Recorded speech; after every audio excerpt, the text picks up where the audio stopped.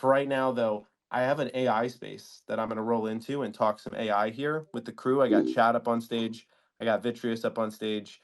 We're going to be talking AI and blockchain, which is the perfect fit because all the AI plays are firing off today, and we're all super bullish on crypto right here. So I'm super hyped to get into this. Chad, how's it going, man? I hope you've been enjoying this conversation. We've been having some mind blowing trading this morning. I was wondering if it had to do with our Vitreous community buying into Monster because we are really hot on Monster within the community. So maybe that's it. That could be it, dude. This is absolutely insane what we're seeing here. But I am really excited to have you guys on and to talk a little bit more on the side of AI and blockchain and everything that you're doing. So let's go ahead and get into it. Just drop you that co-host. To all the traders with us, holy cow, what a morning. I hope you made a bunch of money. Stick around. This next hour, we're going to be talking about another great potential investment here to dive into. So well, let's talk about it and let's get right into the mix here with them. Chad, you mind rolling us into it, giving just a brief intro of yourself as we start talking here? Yeah, thanks for having us. I'm a longtime follower of the Wolf Financial channel, so I really appreciate you having us on here. Um, I'm Chad Justice. I'm the CEO and founder of the Vitreous chain ecosystem, which is a layer zero blockchain. We like to call it an ecosystem of ecosystems. We've been building for about 14 months and we are ready to launch our native token on June 18th. And so we're starting to hit the roadshow here and let people know what Vitreous stands for and how we're positioned to be able to capitalize on the opportunities within the marketplace. And yeah, we're really excited here. A little background about myself. I'm actually in traditional wealth management. I'm an 18-year operator of a boutique wealth management firm in Florida that I founded myself, and we've grown into multiple offices around the state of Florida. So your messaging, your ongoing messaging and spaces really hit home with me on my quote unquote day job. So we really appreciate the information you're bringing out, Wolf, and we're happy to be here. I'm joined with a couple of my team members. I've got Taylor up here. He's our director of product design. He's the creative behind how all these elements all work together. Tim Benedict, who is the CTO of one of our partners, ComplyQ, which is a governance, risk, and compliance platform for AI. And so we're going to bring him up, and he's got some really, really incredibly insightful perspective on what the future of AI looks like and where we see governance, risk, and compliance going around that idea. Let's see. We've got Moth, who is our spokesperson for our DAO, our decentralized autonomous organization. Vitreous is purely decentralized, and that also includes the governance aspects of Vitreous as well. So I asked him to be here so he could bring some perspective from the community side and also from the council side and in the various council governance activities that they're encountering and how they're approaching and thinking about the governance of DAO as they go along. So we've got a good team. Really, really excited about the conversation today. Love it. You want to give a second for them to share any initial thoughts off the bat, or you want to just dive into things? Yeah, let's go ahead and do the rounds and let them give a little personal introduction, and then we're going to tap into their minds as we go along today too. Perfect. Taylor, you want to go first? Yeah, sure. I'm Taylor Cox, the Director of Product Design with the Vitreous ecosystem. What we've made here is very, very interesting, associated closely perhaps with the Polkadot ecosystem, where we are capable of vast horizontal scaling, but our unique twist is our two native token system, which allows for affordability, enhanced scalability, and usability for both developers and users alike. So I'm really interested to get into how V Energy, our secondary token, is an incredible opportunity, and to talk more about Vitreous. Beautiful. And then to the Vitreous accounts, if you want to speak from behind it. Okay. If not, we'll get rolling. So I believe Chad, Taylor, go ahead and gave introductions. Wow, action. I haven't even asked the first question. The hand's already up. What's going on, man? Well, I just want to make sure that we get the party started the right way. I know a lot of people understand what a layer one, layer two really is, but what's a layer zero? I think a lot of people might not understand what a layer zero actually is. Yeah, really, really cool structure and more appropriate in application to the substrate framework, which is a similar framework that Polkadot and Cosmos is built on. It all centers around a primary core foundational chain that we like to call a relay chain, and its role is for providing a shared security model with all the parachains. Its role is interoperability between all the various parachains. And that's in essence why we like to call ourselves an ecosystem of ecosystems, because more layer ones will form and grow on top of our layer zero relay chain. So we truly are at the bottom level foundation of what we see as being a very large ecosystem down the road. Appreciate you kicking us off with that action. Chad, so I'm super excited to get into this, and obviously you guys have a lot that's coming up, and as I've seen, a super passionate community, which is joining in here today and has been commenting on all of our stuff, right? It's just been great to be able to engage with them. I want to kind of take us back to the start here. How did this all happen, right? How did this community start getting formed? Because they are really passionate here. Yeah, we've got a really good, sophisticated community. They're more long-term in nature, so there's a crossover between the traditional finance mindset and the mindset of our community. We're all here for the long haul, and we see the utility function of our digital assets as being a long haul play. Also, as we continue to build out the ecosystem over time, um, it's interesting how this all came about. You know, as I mentioned before, I'm from the traditional wealth management space, and I operate my own firm, and we are in charge of overseeing and managing all of our compliance burdens, and ensuring that we remain on track in a positive light within our regulatory agencies. And that burden, that compliance burden, has really escalated over the years. It's gotten harder and harder to maintain that level of compliance, centered around the increasing regulatory environment. And it's become expensive, and it's required a lot of man hours to adhere to those regulatory requirements. And I began looking at blockchain technology. I've been in the space for 3.5, 4 years, and I've always been very intrigued by the capabilities and use case applications of that technology, and saw the space as being underutilized in the form of how can it serve organizations in solving some of the real world problems.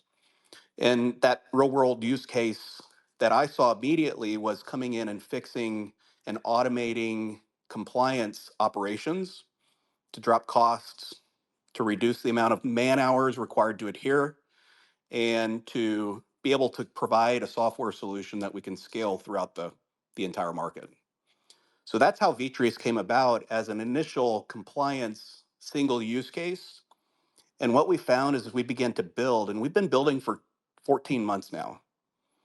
And we're just completed. We launched mainnet April 1st, and we've been getting a couple of the bugs worked out and launching some various other feature technologies on top. We've got a lot going on, and it's all live. And so we are preparing for our dev environment to begin bringing builders on and scaling this platform. So our transition over the months from a single use case to a very broad multi-use case, multi-chain type ecosystem has been an interesting transition over the months.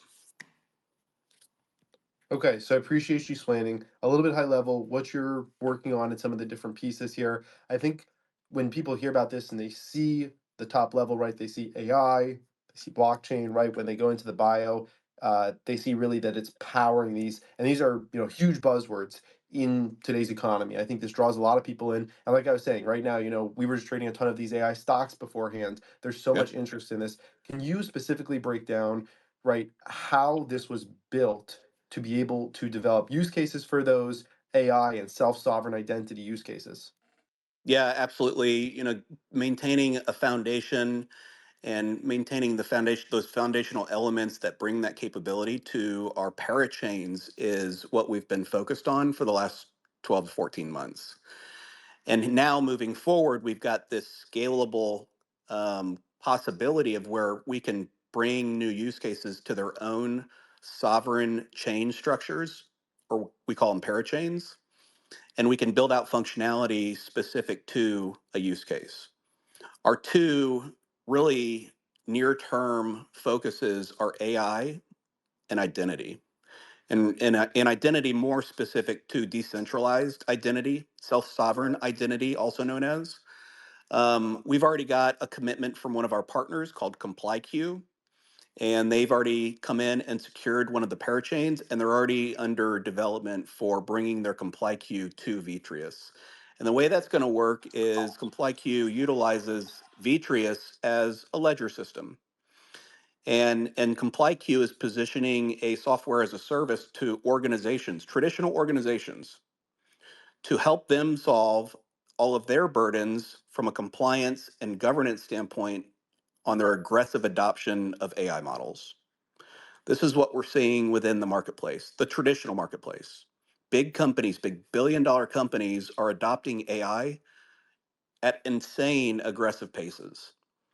And they're bringing all of these various AI models on and integrating with all these different LLMs, and they have zero knowledge of how to keep all of that on the rails, how to oversee it, how to regulate it, how to protect their organizations against privacy of data and against malicious acts from employees. There's a lot of concerns that are popping up around the compliance and governance related requirements of that pursuit of AI adoption.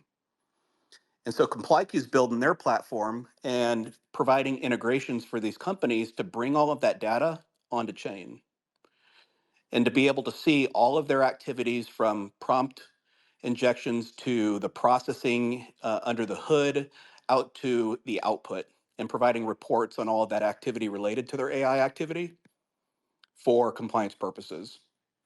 So that's our first mover. We're just now getting to the point where we have the development capacity to bring these builders on, and we'll be moving into the recruitment of those builders for all different types of use cases. And what we see also as being a big trend is this decentralized identity. We're already seeing, for example, the SEC come into Uniswap, one of the big decentralized exchanges, and say, all right, you got to get your act together. We're going to force you to get your act together. This is a decentralized environment they're trying to come in and put their thumb on. And you have to go through the process of ensuring that you're gonna help maintain those anti-money laundering programs and ensure that your people who are trading on your platform aren't utilizing their funding in malicious manners. And that KYC is going to become a trend, we feel, very heavily, just like AI is right now. And and it can't be done in the form of a centralized program where we deal with the same problems we're currently dealing with, which is breach of data and really sensitive information, um, personally identifiable information leaking out and becoming public information being used in malicious ways. And we can solve those problems through a decentralized format where someone can share their data without providing it and turning it over and giving ownership of that data. So our pursuit into that self-sovereign identity space is going to be a really interesting play over the next year also. Yeah, I feel like there's people on stage that really have delved into the subject. And to the crew that, my crew that's up here, if you do have any questions, feel free to raise hands. Before we do that, though, I did see two more members of your team came up. Tim Benedict wanted to come over to you first, give you a chance to just share what really excites you about building this. Tim is really good. He's our CTO, as I mentioned before. He's overseeing the ComplyQ build out right now. Tim, can you talk a little bit about the AI elements and how we're positioning ComplyQ and how that's going to work with the blockchain? Absolutely. Happy to be here, everyone. Like Chad said, I'm the CTO of ComplyQ, one of the first builders in the ecosystem. I was also part of the original build of the Vitreus ecosystem as we separated it into a DAO and now focusing on actually bringing utility to the chain. But what we're seeing, we're actively out there reaching out, talking to real world companies, and blockchain is super interesting in the world of AI because it is a single source of truth and it provides so many rich features that would be very difficult to do using traditional cybersecurity technology, such as mutable ledger, asymmetric encryption, the ability to store data in a ledger long term, things like that. So what we're finding with AI is as these legislations come out and these compliance issues are now more magnified, like for example, in the EU, you have 7% penalty against top line revenue if you do not comply. A lot of folks are needing to get in line quickly, and it's very hard to do that in a traditional manner. So when you actually are able to provide a decentralized technology, put some DPIN acceleration, AI acceleration around that, and then use that immutable storage element, it's a really powerful combination that offers just this invaluable security posture that again is really hard to do otherwise. So that's where we're using the Vitreus parachains for that, actively pulling in customers.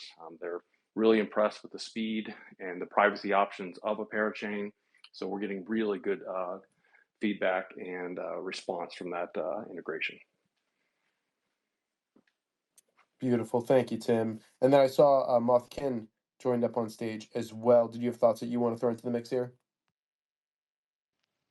Yeah, just as, an early investor and community member, what's refreshing about this is a lot of us were on our way out of the space in the midst of, crypto winter, if you will, and just that huge bear market where, we all felt a little bit beat down. But it was so refreshing to come into this community and to this project that is really designed, and business focused to really marry blockchain technology with real world businesses that don't have to even know that they're engaging with blockchain, because many of them don't want that. And just the ability for us to get involved and support that and to be node owners and operators as part of this ecosystem, which I'm sure that Chad is going to cover. And now to be able to engage in the shared security model with on-chain finance and governance, it's really an exciting time with just unlimited potential in the future. So I'll just leave it there. Beautiful. Thank you, Mothkin. Appreciate that as well. All right, Chad, I'm doubling back to you now that we have got a couple others a chance to speak here as well. I want to delve just a little bit deeper into this. You talked about the team that's in house. One big thing that is a part of this company is a three-way reward system. And I think that those have become more and more powerful within the world of Web3. Can you delve a little bit into that and explain it to us? Yeah, we've got a really cool rewards program in the form of a proof of stake. So your traditional staking of a native coin or a token, and receiving rewards back. That's one of the layers. The second is as we build out these parachains, these businesses who are adopting the use cases of the blockchain will be coming on board and paying for access to the blockchain.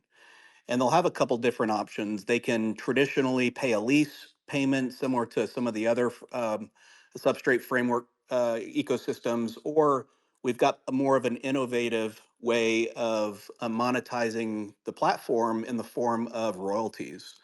So if we have newer businesses who are coming who can't afford some sort of a fixed expense in the form of a lease payment, they can engage and adopt their self-sovereign blockchain while providing an override on their gross revenue. We call this program the VIP program or Vanguard Incentive Program. And that will allow someone who's also staked to participate in the success of the businesses who are adopting and building and growing within the Vitreus ecosystem. And there's two layers of VIP. We've got VIP and VIP preferred. VIP is a standalone percentage override on the business, and VIP preferred is an enhancement of that percentage. So in application, it's 3% for VIP, 3% of the gross revenues of the operating business, the adopting business, and then VIP preferred is an extra 2% enhancement on top of that. VIP Preferred has been available for anybody who has purchased NFTs up to this point. That's how we've sourced a lot of the funding for the insane development efforts that we've had in building this out, in the form of utility NFTs that bring entitlement to the early buyers. And that also allows them to participate in that VIP in an enhanced way. That creates NFTs that are tradable too. So even people who are coming on board and buying into and staking and committing long term, who want to participate in that royalty program, they have the ability to also pursue purchase of the NFTs that will allow them to participate in an enhanced way also. So there are three levels of rewards, one being traditional, staking, and the others being more innovative approach to participation in the success of the parachains. Beautiful. Appreciate that breakdown there. And then you're obviously looking for builders, right? That's the whole point of this. You want people to come and build with y'all. Who specifically are you looking for to come, right? If you're people are in the audience listening and thinking, is this for me? How would you break down that model outline of the type of person that you're looking to become and bring into the ecosystem and build with y'all?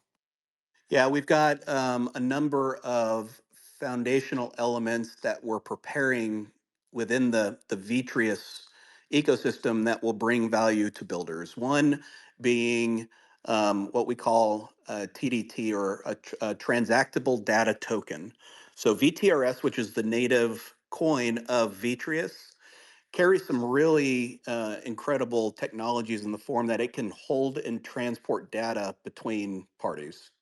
It's what we call transactable data token, TDT. And that capability of that native coin to serve in that capacity will bring value to a lot of builders that are looking to utilize identity functions in a more decentralized way for whatever technology they're looking to build.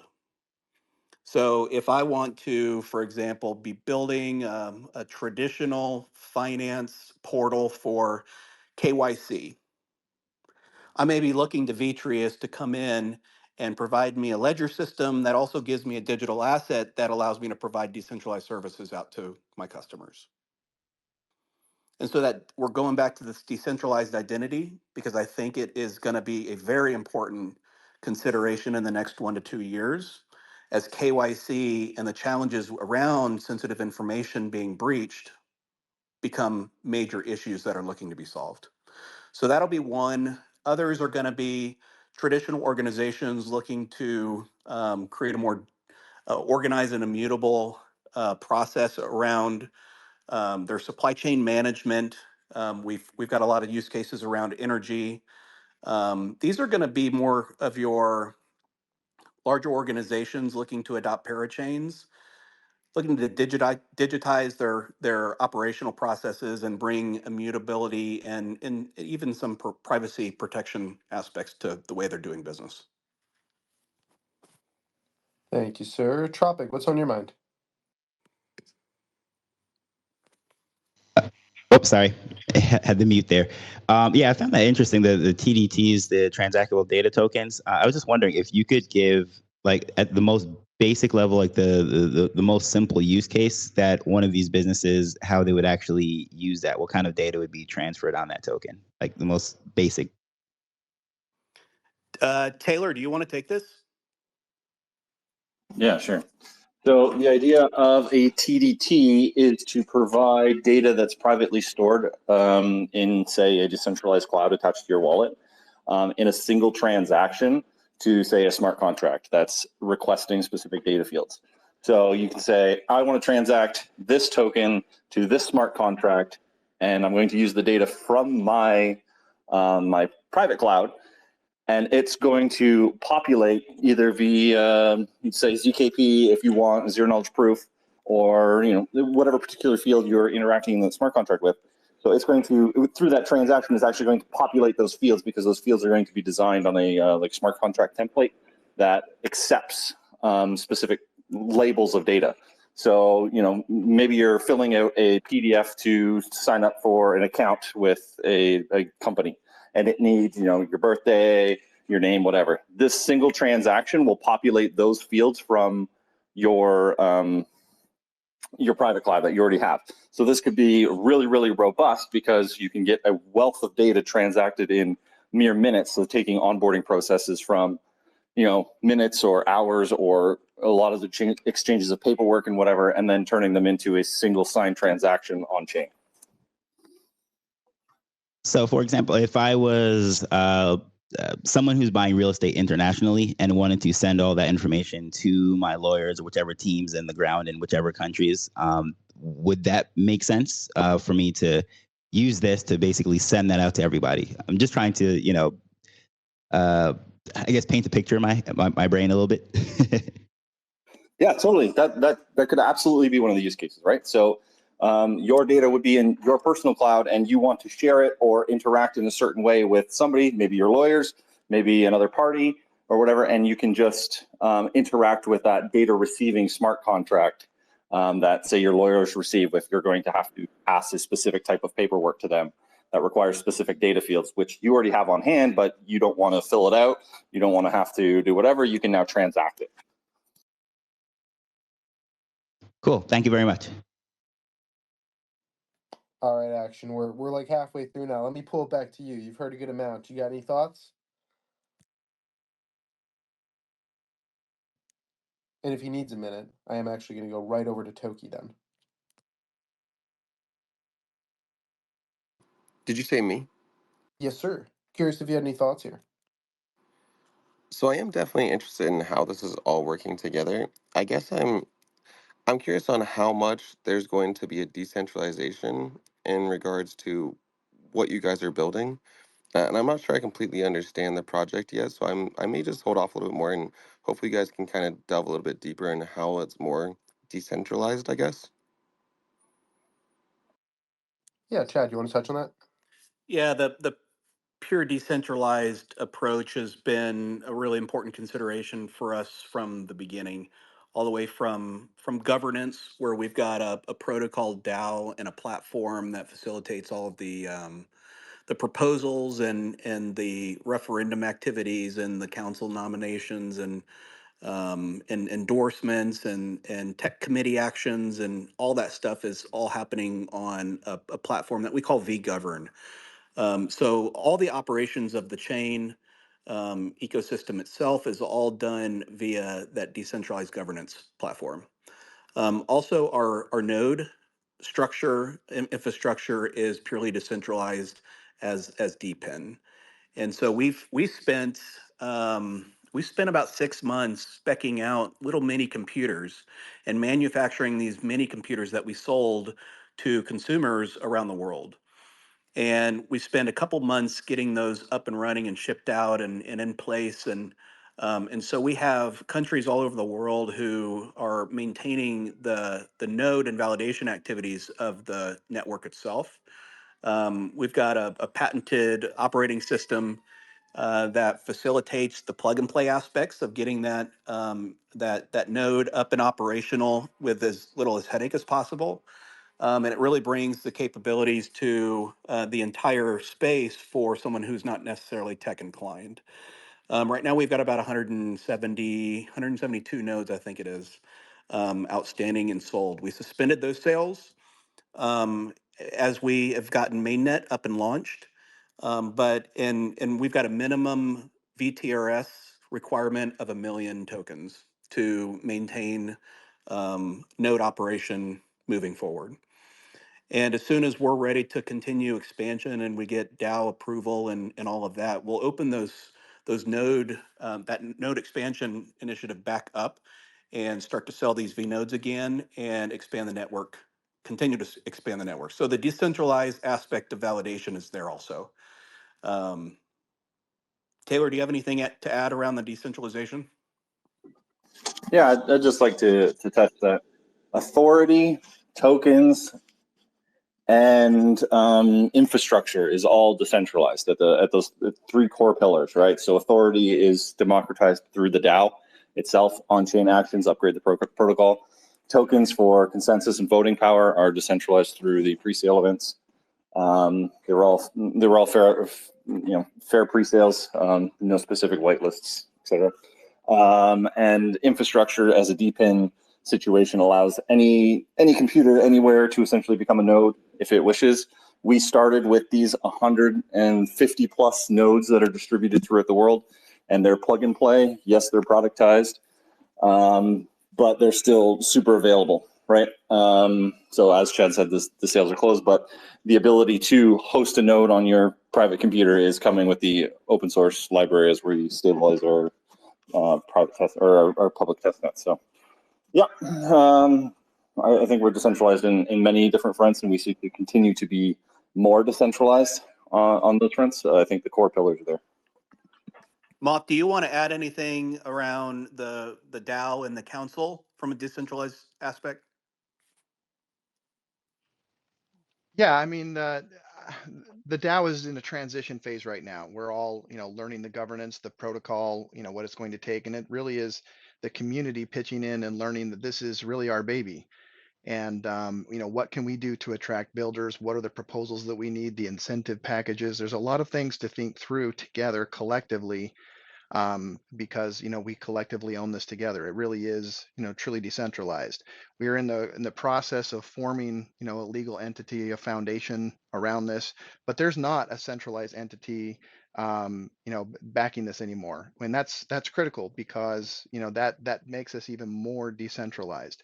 But there will be proposals both from the council and from the community that will have to be considered and bonded and voted. And there is token weighting and duration and bonding aspect that will be considered.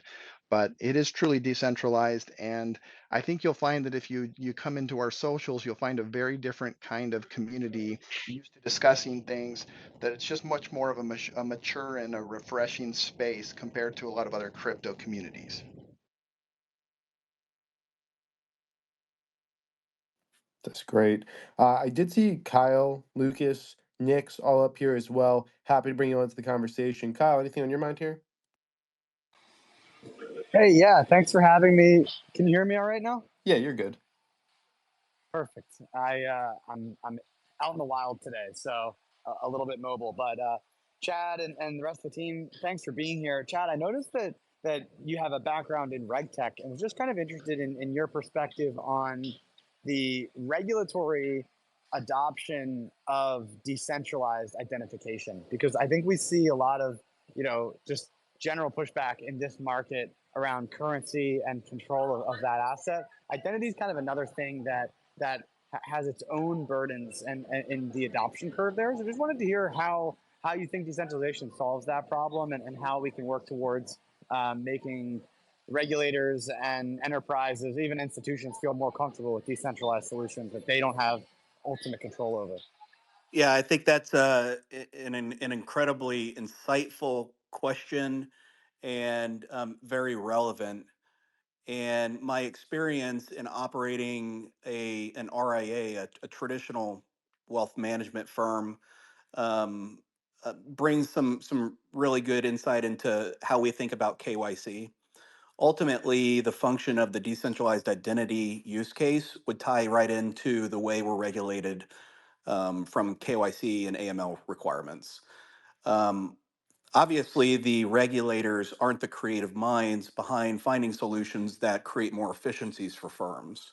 So I feel like that the creatives, the entrepreneurs, the builders are going to need to tie in and create relationships with these regulators that bring possibilities to the table. For anybody that doesn't know, the KYC process in traditional wealth management, is pretty intensive. We sit down with a new prospect. We go through a full questionnaire. We have two full pages on paper of all the questions and data points that we have to ask these clients.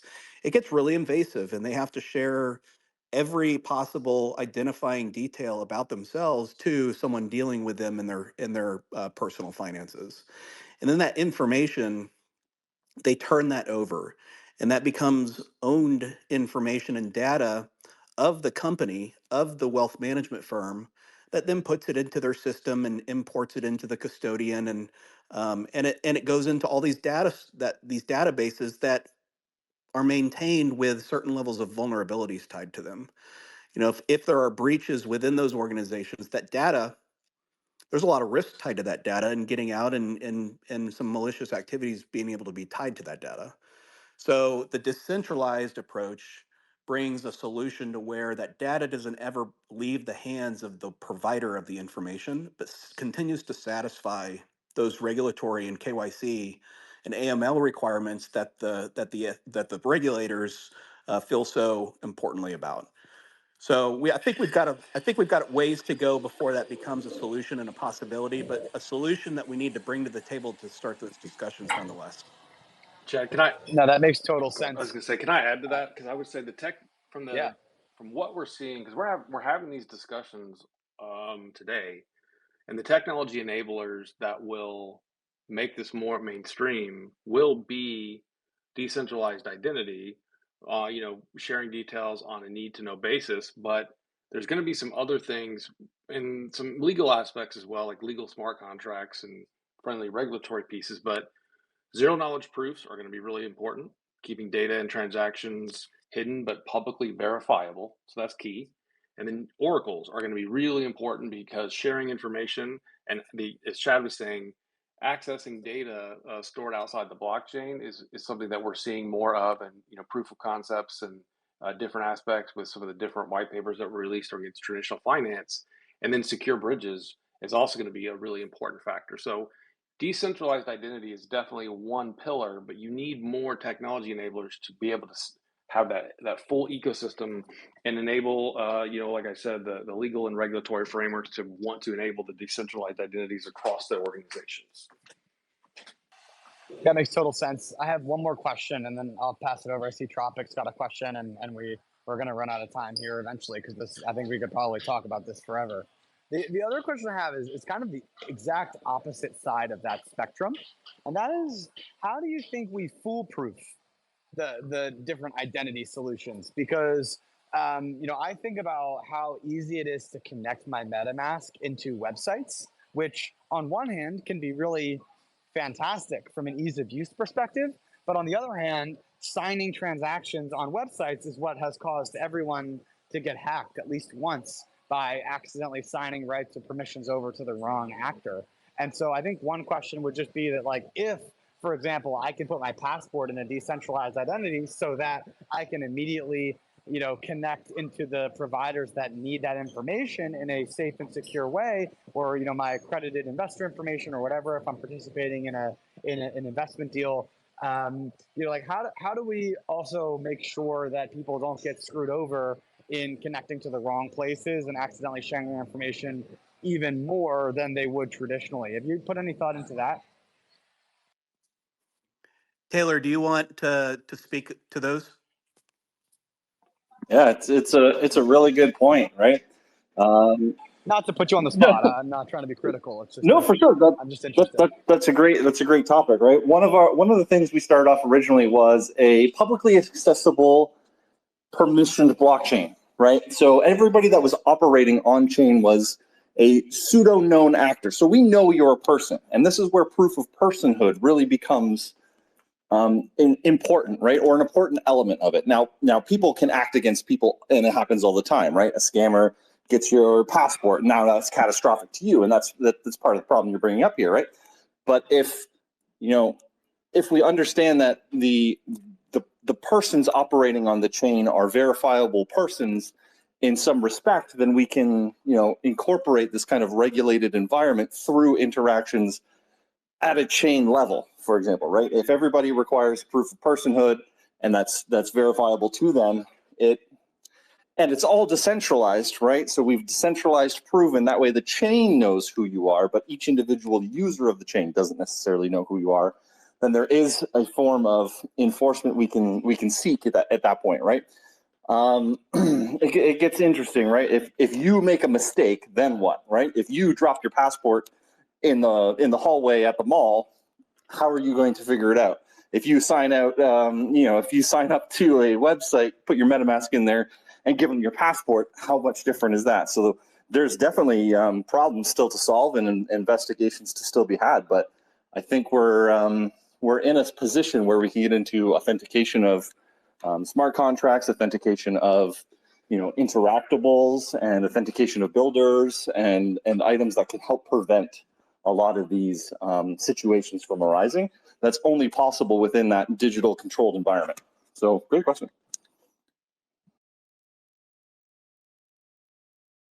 Yeah, Tropic.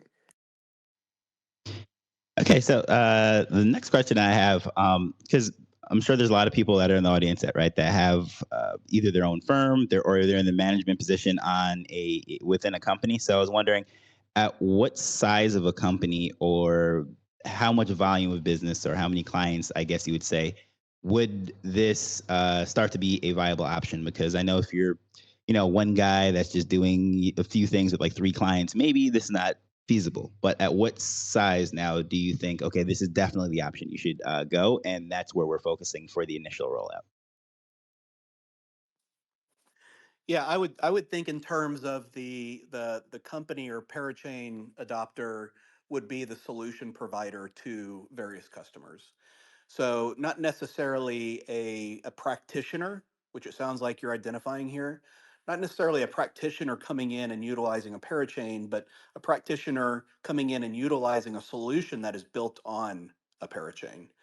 And that ties right into the way we're positioning ComplyQ is ComplyQ is a parachain operator, and they have built a platform that brings solutions to organizations. So the organizations that are adopting ComplyQ aren't necessarily utilizing the Vitreus ecosystem directly. They're going through ComplyQ as a software as a service type structure. So to circle back, a practitioner, I think, would wait to utilize a solution that was built on Vitreus. Okay, that makes sense. So they would work with one of the companies that already built out the solution, and then just maybe pay a monthly fee or whatever it is, and work with them and scale as needed according to their specific use cases and so forth. Yep, exactly. Hey, Nix, I know you've been struggling to get up on stage. It's always tough with these spaces glitches, but I do think we have you up here. Do you have any thoughts here? Oh, I do. And yes, I've been having the worst 2 weeks on spaces, so I know that I missed part of the conversation. So the last year I was working with in the cloud wars area, like some of the top cloud vendors like Microsoft and Oracle, ServiceNow, and all that good stuff. And so I had a full year to sort of research the struggles that businesses and enterprises um, are up against, and it was such a new perspective for me because I previously didn't work with enterprises, and I remember the conversation was always focused around cybersecurity, um, GRC, GRC,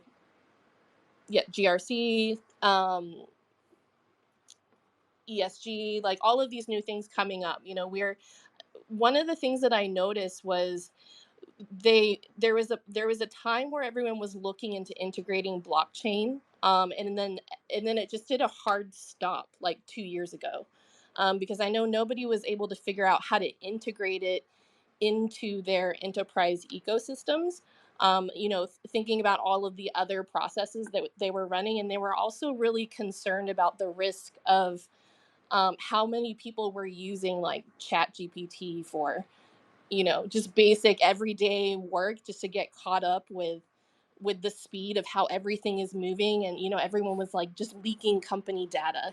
um so for somebody like me who's like relatively new to all of this and just really trying to put the picture together in my head with all of the modern things that businesses and enterprises are struggling with nowadays, just like this bombardment of technological advancements and us trying to put all of these solutions together, could you perhaps maybe break it down in like a use case study format so that I could really conceptualize really like what the gem of this ecosystem and this product is?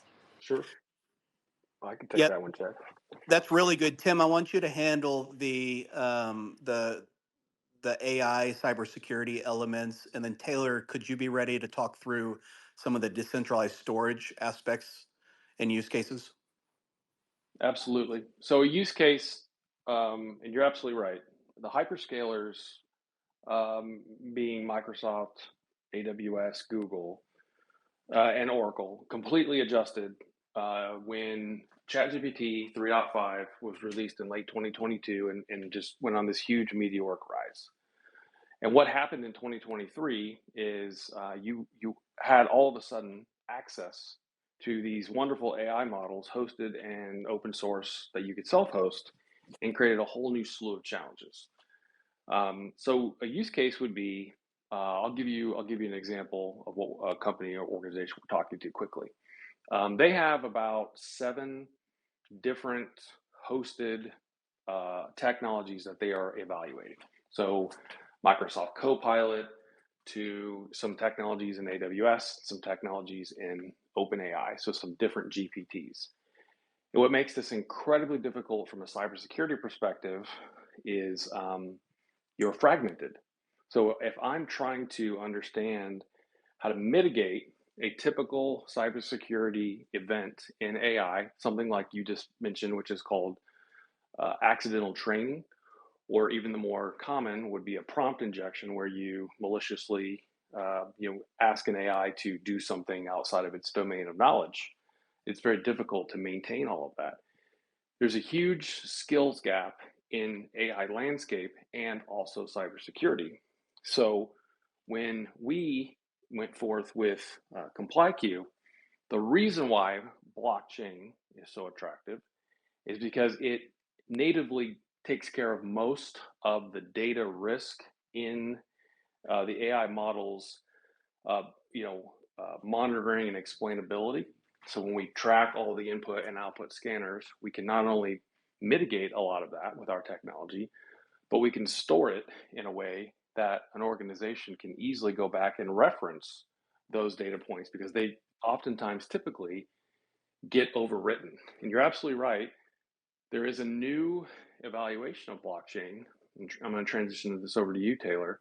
If you go and you look at some of the, like, Citi uh, tokenized their bank deposits in the UK, and there were some capital markets blockchain POCs.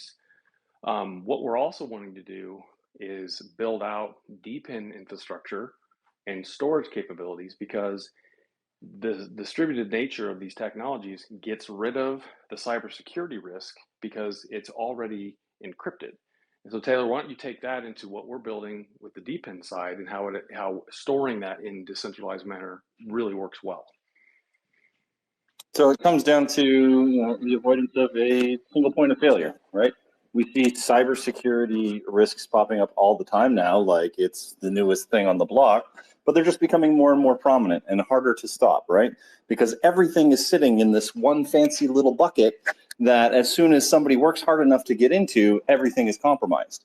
So if we consider storing our files in a distributed or decentralized manner that is tied back to a seed phrase controlled by an admin account in some kind of way, or even a multi-party computation situation between your party over here, your party over there, and then maybe a handler party in between. You can get into a situation where you not only simplify the ability to circumvent single point of failure, but you actually increase the security posture of your framework overall. So data is one great way to do it. Federated learning for AI is a great way to consider the ability to harness several fragmented types or use cases of data to train a more robust system over your global organization. So there's a lot of cool elements that we can do, and a lot of cool cybersecurity elements we can do through on-chain references, hash checks, stuff like that. Wow, that's really amazing, guys. Like, if I would have known that this existed, or if it could have existed a year ago when we were, trying to figure out all of these solutions, just wow, my last year would have looked absolutely different. So thank you so much for explaining all that. And I do want to just like take a moment and just like congratulate you guys with what you're building. It's really amazing. I can't wait to, you know, um, go through all of your materials on your website. Hopefully it's beginner friendly for people like myself. But I will pass the mic over to Toki. Thank you for the time. Thank you very much, Nix. So I know we kind of covered this a little bit earlier, but I heard you guys say that you had basically a DPIN kind of going along, where you had around I think it was 175 or so of your nodes, and I was wondering if there was a reason why you guys are not selling more of them in order to kind of expand that decentralized notion. We will. We suspended the sales when we went to launch mainnet, and we're 2 months into mainnet, our live blockchain environment, and we'll be looking to get those sales back up and running and expansion of our node environment pretty soon here. It's just a temporary suspension. Okay, cool. I was just curious because when it does come to deep end projects, there's a lot to honestly go down that rabbit hole. Is there any rewards that come along with actually being a validator in this system? Is that something that we can actually get into? Yeah, let's spend a little bit of time on that. If you were to go to marketplace.vtrs.io, you'll see our vnode marketplace. And that's just a list of all the various nodes out there. They're all operated individually as by consumers who view their validation operations as small businesses. And so they're looking to recruit and bring on stakers to their node, and participate in some of those rewards in the form of a commission. And you'll see on that marketplace that full list of node operators and their reputations and their status, in the form of, are they active or are they inactive? And you can really get into some of the detail there that can help you make a decision in the form of where you're going to stake your tokens. So our proof of stake is directly tied into that DePIN environment, but we also view the DePIN infrastructure as a network of validation businesses, more or less. So to give you an idea on the rewards, right now our reward structure is fixed, and so the APYs for an operator of a vNode is 12.16%, and that's an annualized APY. And then for a staker who chooses to stake onto an operator's vNode, they pay, for the most part, about 20% commission to that operator, and their netted APY is about 9.7%, to give you an idea. So that's basically the range of yields that you could expect from a traditional staking standpoint. And the way the staking works is it's paid in the dual token. What we call V energy, or G volts is the single metric behind V energy. So as you stake over time, you're paid and rewarded in the form of G volts or V energy. And that V energy is used as a gas mechanism across the blockchain environment. It's used to cover transaction charges. And right now, our transaction charges are one VTRS, or one V energy, or G volt. And the way that translates to VTRS is essentially 1.1 conversion. So right now, it's roughly 5 cents per transaction, and that obviously floats with the price of the utility token. But we see it as a very economical model for maintaining the transactional infrastructure for the blockchain. Thank you very much. I appreciate that answer. You definitely covered everything I was looking for. Good. Hey, Chad, I know we got a few minutes left here before the top of the hour. Is there anything that we haven't covered or any things that are upcoming that you want to make sure we put on people's radar? Yeah, we've got a number of these AMAs with Wolf moving forward. So look for us to be pretty um, actively involved in our communication efforts. We'll touch on quite a bit. There's a lot to unpack with Vitreus. We've been building for 14 months, so there's in essence 11 plus different technologies that are already live, ready to go. So we are launching our wrapper token on ERC, or Ethereum, and that's going to go live on June 18th at 9 a.m. Eastern Standard Time. And you'll be able to pair with USDC. So have your USDC ready, and you'll be able to purchase this VTRS wrapper token on Ethereum.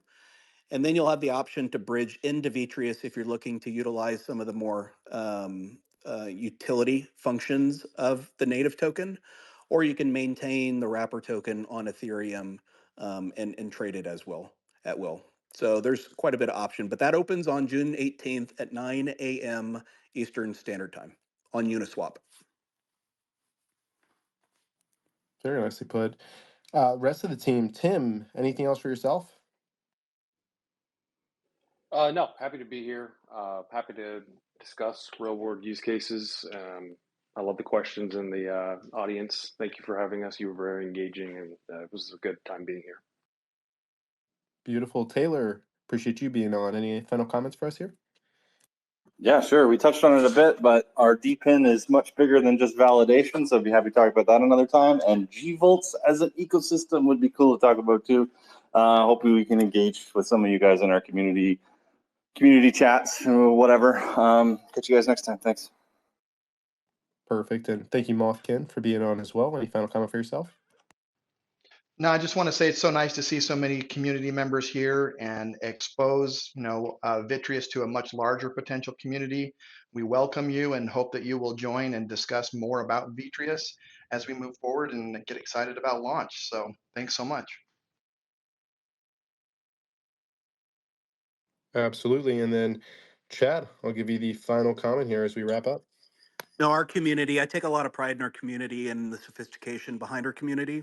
Our primary social is Discord, and you can come into Discord. The entire team is in there pretty much every single day, and we're very engaged with the community members in as transparent of a way as we can. We have really good question and answer sessions in there. We have it broken down into a pretty advanced channel structure. You can get anything and everything in that Discord. Our secondary social is Telegram, and then we're actively engaged here on X as well. So, again, I appreciate you having us. I love the tie over from traditional wealth over into this Web3 space, and you're doing a great job. Thank you so much. Well, appreciate you and the team coming on with us here today. Thank you as well to the rest of the crew being up here. Action, Nix, Lucas, Toki, Tropic. We had Kyle on as well. It's just a great crew. Thank you, Taylor, Tim, Moth, Chad, and of course the Vitreous account for co-hosting. That's going to do it for this morning's Spaces. I'll be back on Spaces in a couple of hours. Looking forward to chatting with everybody then. Have a good one.